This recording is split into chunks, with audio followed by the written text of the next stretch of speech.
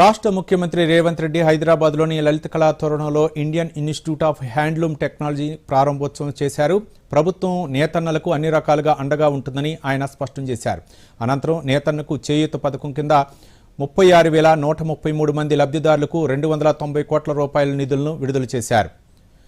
రాష్ట్ర ప్రభుత్వం చేనేత నైపుణ్యంలో శిక్షణకు పెద్దపీట వేస్తుందని రాష్ట్ర చేనేత జౌళి శాఖల మంత్రి తుమ్మల నాగేశ్వరరావు తెలిపారు. చేనేత రంగంలో కొత్త పద్ధతుల్లో శిక్షణ ఇచ్చేందుకు తెలంగాణలో Indian Institute of Handloom Technology IIHTని ఏర్పాటు చేశామన్నారు.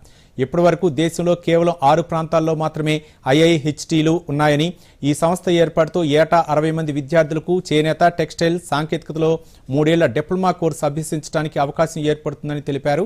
శిక్షణ తర్వాత విద్యార్థులకు చేనేత టెక్స్టైల్లో డిప్లొమా సర్టిఫికెట్ అందజేస్తామని స్పష్టం చేశారు. ఇక సీఎం రేవంత్ రెడ్డి మాట్లాడుతున్నారు. లైవ్ ద్వారా చూద్దాం. థ్రిఫ్ట్ని మీరు పొదుపుకు సంబంధించినటువంటి నిధులు సమీకరించి వెంటనే శాంక్షన్ చేశారు.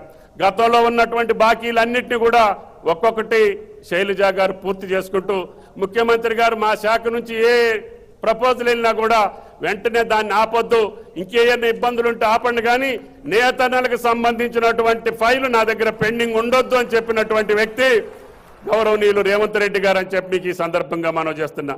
అదేవిధంగా మీ బీమా కావచ్చు, మీ భద్రత కావచ్చు, మీకు సంబంధించినటువంటి సమస్యల పరిష్కారంలో మీ మనిషిగా ఈ ప్రభుత్వం ప్రయత్నం చేస్తుంది. గౌరవ ముఖ్యమంత్రి గారి కోరిక మేరకి మీరు కోరుకున్నటువంటి కోరికలు, రుణమాఫీ కానీ మిగతా సమస్యలకు సంబంధించినటువంటి మీ విజ్ఞాపన పత్రంలో అనేక సమస్యలు మీరు ప్రస్తావించారు.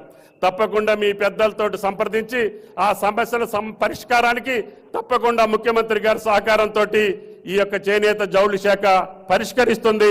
విశ్వసనీయతతోటి నమ్మకంతో ప్రభుత్వాన్ని పరిపాలించేటటువంటి ముఖ్యమంత్రి గారు.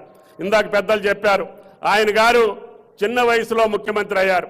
తప్పకుండా నన్ను నమ్ముకున్నటువంటి తెలంగాణ ప్రజలకి అన్ని రకాల అన్ని వర్గాల మతాలకి నేను న్యాయం చేయాలనే ధైర్యంతో ముందుకెళ్తున్నారు. ఆయనకి సంపూర్ణమైనటువంటి సహకారం